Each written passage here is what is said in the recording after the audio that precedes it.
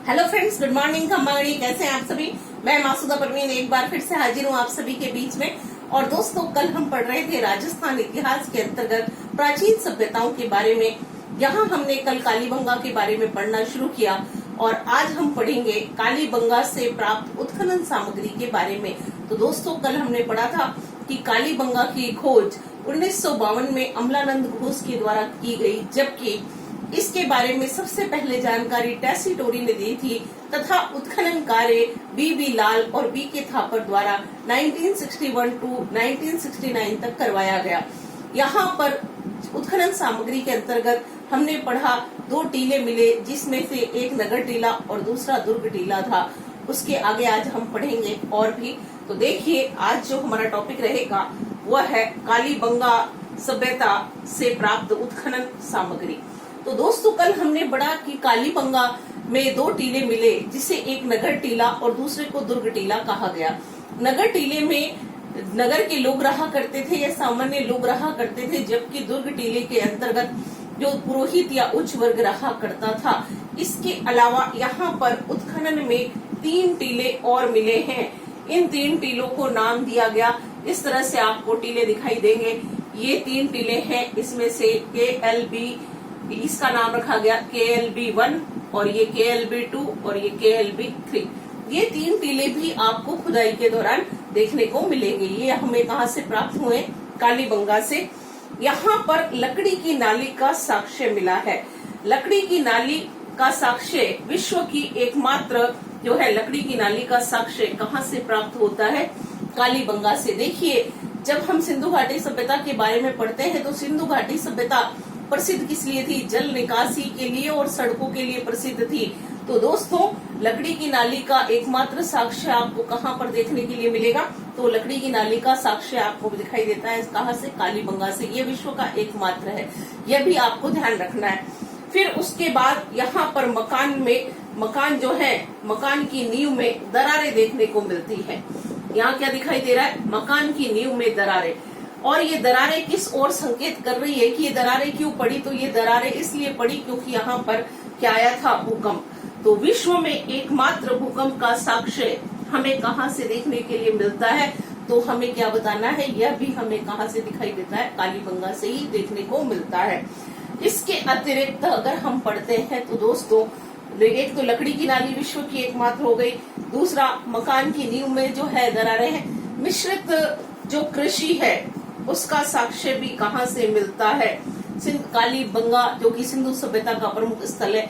यहाँ पर मनुष्य पशुपालन और साथ में क्या किया करता था? कृषि किया करता था। हल से जुते हुए खेत, जिसको हम कहते हैं दोहरे जुते हुए खेत, हल से जुते हुए खेत का एकमात्र साक्ष्य आपको कहाँ से मिलेगा? जुते हुए खेत। जुते हुए खेत कैसे हैं? हल से जुते हुए खेत, जहाँ पर क्या उगाया जाता था? जौ और गेहूं, दोनों फसलें उगाई जा रही है। तो मिश्रित कृषि का साक्ष्य कई लोगों ने इसे भी बताया है, जबकि कुछ लोगों का ऐसा मानना है कि हल से जुते हुए खेत जो विश्व का एकमात्र है, ये भी हमें कहाँ से देखने के लिए मिल रहा है? कालीबंगा से देखने के लिए मिलता है। फिर बात आती है सड़कें। यहाँ पर क्या है दोस्तों? सड़कों का जाल बिछा हुआ है। सड़कें क्या करती हैं? इस तरीके से ये आपस में एक दूसरे को समकोण पर काटती थी। 90 डिग्री का एंगल सभी जगह पर बन रहा है। सड़कें समकोण पर काटा करती थी और सड़कों का एक जाल बिछा हुआ है और इस जाल को क्या नाम दिया गया है? ग्रिड पद्धति। हमने पढ़ा था अक्षांश और देशांतर रेखाओं का जाल क्या कहलाता है? ग्रिड कहलाता है। तो सड़कें कैसी है? ग्रिड पद्धति कह सकते हैं, जाल पद्धति कह सकते हैं। इसी एक नाम दिया गया ऑक्सफोर्ड पद्धति। तो ऑक्सफोर्ड पद्धति किसका नाम है? तब भी हमें उत्तर लिखना है, इसी का नाम है। इसके अलावा चेम्सफोर्ड पद्धति पूछी जाती है, तो चेम्सफोर्ड पद्धति भी किसका नाम है? इसी का नाम है।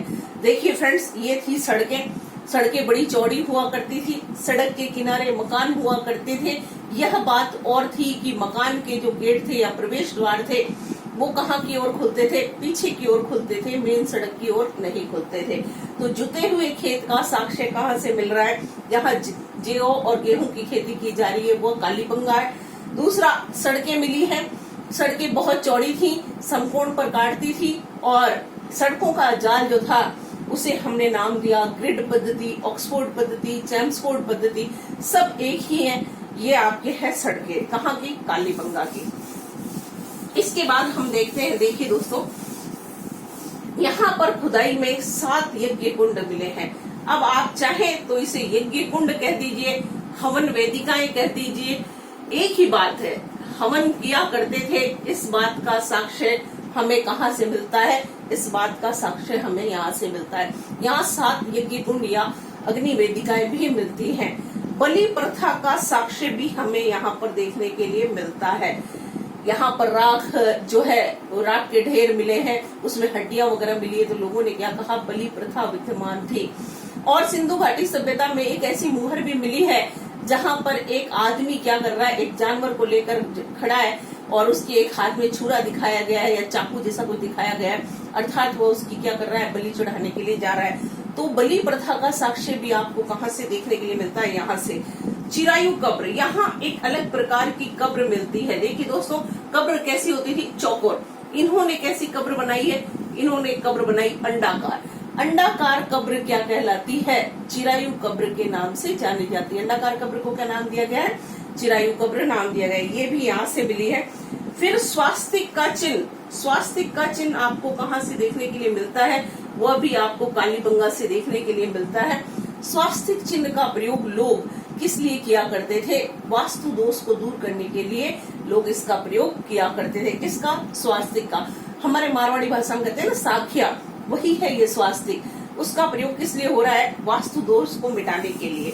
इन सभी के अतिरिक्त यहाँ पर और क्या क्या मिला है?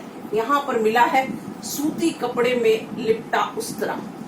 सूती कपड़े में लिपटा उस्तरा, उस्तरा आप समझ गए हैं क्या होता है?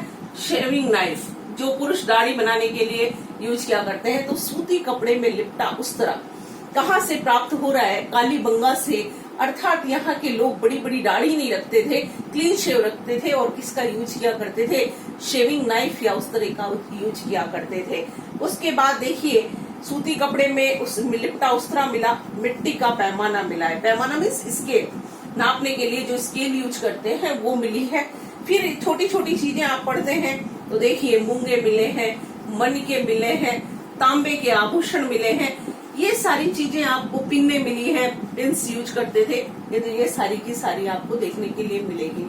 यहाँ पर एक बेलनाकार मुहर मिली है और बेलनाकार जो मुहर मिली है वह इस बात की ओर संकेत कर रही है कि इनका संबंध कहाँ से था? मेसोपोटामिया से था। बेलनाकार मुहर कहाँ की बताई जा रही है? मेसोपोटामिया के साथ इनका व्यापारिक संबंध यदि स्थापित करना है तो किससे होगा? बेलनाकार मुहर से होगा। वो कहाँ से प्राप्त हुई है? कालीबंगा से ही प्राप्त हुई है। इसके अतिरिक्त देखिए और क्या यहाँ पर मिला है। एक बालक का सिर मिला है जिसमें 6 छेद हैं, यानी सिर की शल्य चिकित्सा की गई थी। हमारी भाषा में, इंग्लिश में कहा जाए तो हेड सर्जरी, सिर की शल्य चिकित्सा। एक बालक का सर है जिसके अंदर 6 छेद हैं, बाद में उसको बंद कर दिया गया मिट्टी या गारे टाइप के कुछ से। इसे सिर की शल्य चिकित्सा, जिसका वैज्ञानिक नाम क्या है? हाइड्रोस्पोलिस। हाइड्रोस्पोलिस क्या है इसका वैज्ञानिक नाम? यानी सिर की शल्य चिकित्सा सबसे पहले कहाँ पर की गई है? कालीबंगा। और एक हमको कहाँ से मिला है ऐसा ही स्थल? जब हम इंडियन हिस्ट्री पढ़ेंगे तब कहाँ से मिलेगा? लोथल से मिला है सिर की शल्य चिकित्सा का साक्ष्य। और एक कहाँ से मिला है? कालीबंगा से भी मिला है। अब देखिए, सिर की शल्य चिकित्सा हो गई, चिरायु कब्र हो गई, 7 अग्नि वेदिकाएं हो गई, मेसोपोटामिया की मुहर के बारे में हमने पढ़ लिया। यहाँ से एक मुद्रा मिली है, उस पर किसका चित्र है? व्याघ्र। व्याघ्र मतलब चीता, उसका चित्र बना हुआ है। और एक जो है उस पर किसका है? कुमार देवी या कुमारी देवी का चित्र अंकित मिला है। यानी यहाँ पर लोग किसकी पूजा किया करते थे? मातृ देवी की पूजा किया करते थे। और इस कुमारी देवी के चित्र से ही हमने ये जो है पता लगाया, या जो इतिहासकार हैं उन्होंने हमें ये बताया कि यहाँ का परिवार कैसा था? मातृ सत्तात्मक था। सिंधु घाटी सभ्यता में उत्खनन के दौरान सबसे ज्यादा मातृ देवी की मूर्तियां मिली हैं, इसलिए समाज कैसा बताया गया? मातृ सत्तात्मक बताया गया है। क्लियर है फ्रेंड्स? तो ये था आपके कालीबंगा सभ्यता। अब छोटी मोटी चीजें जैसे है ना, बर्तन वगैरह, वो तो मिलते ही रहते हैं। ऐसी कोई कांसे का दर्पण भी आपको मिला है जो कि बहुत सारे स्थलों से मिला है। यह है कालीबंगा सभ्यता। कालीबंगा सभ्यता के लिए जब हम पढ़ते हैं तो लोगों ने, इतिहासकारों ने क्या बताया कि इस सभ्यता का पतन होता है और पतन का कारण इतिहासकार बताते हैं प्राकृतिक आपदा थी। जबकि कैनेडी नाम का एक इतिहासकार है, कैनेडी नामक इतिहासकार ने हमें ये बताया कि कालीबंगा सभ्यता जो है इसके पतन का कारण क्या था, एक संक्रामक रोग था। राजस्थान में कालीबंगा स्थित है, वहां पर एक कालीबंगा संग्रहालय है जहां पर जो उत्खनन में प्राप्त सामग्री है उसको रख दिया गया है, लोग वहां जाकर उसे देख सकते हैं। तो ये थी दोस्तों कालीबंगा सभ्यता। अब हम कालीबंगा सभ्यता से जुड़ी हुई एक सभ्यता और पढ़ते हैं, वह है सौंथी। सौंथी कहाँ पर है?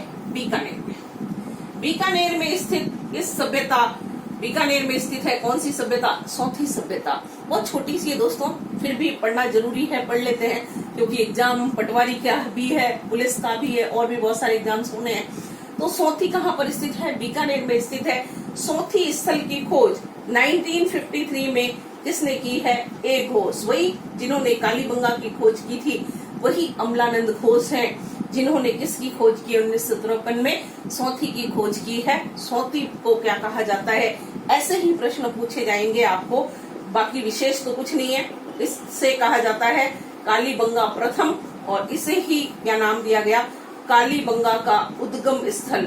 कालीबंगा का उद्गम स्थल भी इस सभ्यता को कहा जाता है, सौंथी को कहा जाता है। और सौंथी आपके कहाँ पर है? बीकानेर में।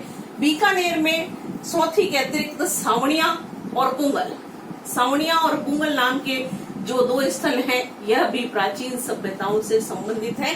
ये कहाँ पर स्थित है? यह भी बीकानेर में ही स्थित है। तो दोस्तों सौंथी सभ्यता एक बार फिर से सुन लीजिए। खोज की है 1953 में अमलानंद घोष ने, और यह कहाँ पर है? बीकानेर में। इसे कालीबंगा प्रथम और कालीबंगा का उद्गम स्थल कहा जाता है।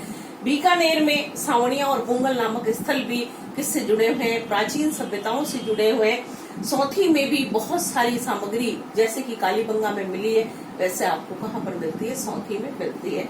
नेक्स्ट एक छोटी सी सभ्यता के बारे में हम और डिस्कस कर लेते हैं। एक सभ्यता है जिसका नाम क्या है? गिलुंड। गिलुंड, आपके गिलुंड सभ्यता जो है कहाँ पर है? राजसमंद में। राजसमंद में बनास नदी के किनारे, राजसमंद जिले में कौन सी नदी के किनारे? बनास नदी के किनारे एक सभ्यता विकसित हुई। कौन सी नदी है दोस्तों?